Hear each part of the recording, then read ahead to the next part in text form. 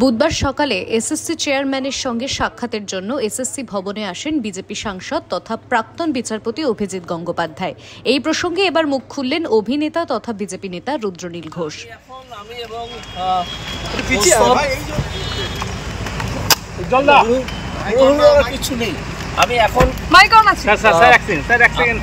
আমি এখন চেয়ারম্যান সাহেবের সঙ্গে কথা বলতে যাচ্ছি। আমি এবং কৌস্তব বাগচি এবং আমার সঙ্গে সহকর্মী আছেন এই আশিস বাবু, আশিস মন্ডল, আমার এলাকার মেদিনীপুরের একজন। আমরা যাচ্ছি যারা চাকরি যারা যোগ্য প্রার্থী তাদেরও কয়েকজন প্রতিনিধি আসছে। আমরা ঢুকছি, ফিরে এসে মূলত আপনি কি বলবেন, মূলত আপনার দাবি কি থাকবে, মূলত আপনার দাবি কি থাকবে, মানে কি জানতে চাইবেন বা কি বলবেন?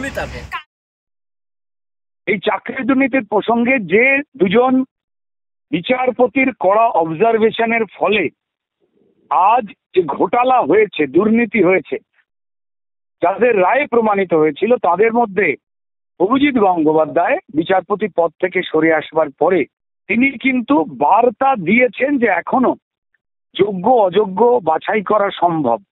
সিবিআইয়ের কাছে সেই লিস্ট রয়েছে, সেই আবেদন করা যেতে পারে। কিন্তু এক্ষেত্রে রাজ্য সরকার খুব অদ্ভুত ভাবেই এই বিষয়টাকে এড়িয়ে যাবার এখনো চেষ্টা করছেন। অর্থাৎ কারা অযোগ্য সেইটাকে যেন ঢেকে রাখার চেষ্টা করছেন, ফলে তার দুর্ভোগে পড়লেন যোগ্যরা এবং এই অগ্নিকাণ্ড ঘটছে। কোন একটা ক্ষেত্রে স্বচ্ছতার যে অভাব তা যেন সচেতন ভাবে এই রাজ্য সরকার বারবার প্রমাণ করছে।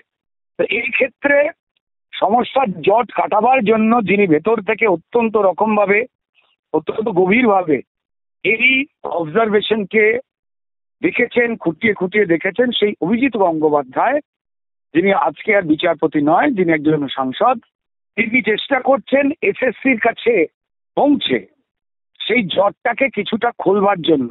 যে দায়িত্বটা রাজ্য সরকারের নেওয়া উচিত ছিল, দুর্ভাগ্যজনক যে রাজ্য সরকার নেয়নি।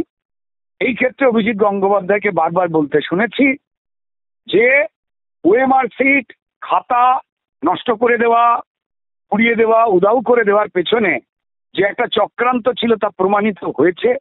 এবং তিনি বলেছেন লাস্ট যা যা উদ্ধার করা গেছে সিবিআইয়ের কাছে রয়েছে, এই তথ্য দিয়ে যদি আমরা সম্মানীয় সুপ্রিম কোর্টের কাছে অ্যাপিল করি তো তাহলে সেটাই কিন্তু মান্যতা পাবে। ফলত অযোগ্যদের মতো যোগ্যদেরও একই এই দুর্ভাগ্যজনক হাল হবার রাস্তা থেকে তারা বাঁচবেন, পশ্চিমবঙ্গের শিক্ষা বাঁচবে এবং কর্মহীন এই ছেলে মেয়েদের পরিবারগুলো বাঁচবে, লক্ষ লক্ষ মানুষ বাঁচবেন।